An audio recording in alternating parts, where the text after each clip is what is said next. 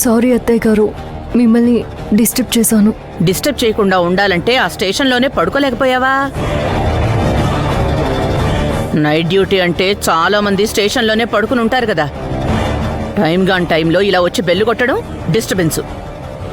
డిస్టర్బెన్స్కి మళ్ళీ సారీ చెప్పడం ఒకటి. దీన్నే గిల్లి జోలు పాడడం అంటారు. అయినా నీకు నైట్ డ్యూటీ లేదు కదా, ఈ టైంలో నువ్వు స్టేషన్ నుంచి ఎందుకు వస్తున్నావు? స్టేషన్లో ఎస్ఐ గారు సిఐ గారు ఇద్దరూ లేరు, అందుకే ఏఎస్ఐగా నేను వెళ్లాల్సి వచ్చింది.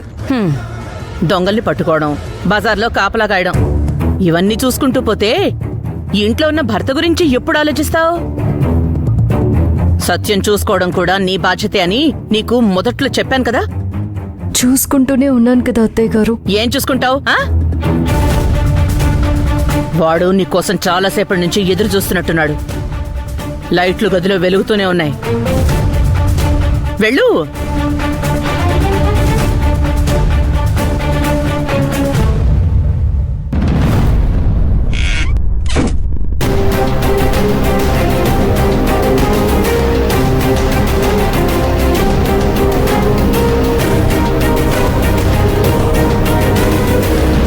మీరింతవరకు పడుకోలేదా? నిద్ర రావటం లేదు. తొందరగానే రావాలనుకున్నాను సత్య గారు. గొడవపడి వచ్చిన వాళ్ళు ఆ గొడవని తొందరగా తెగనివ్వరు, ముడిపడనివ్వరు.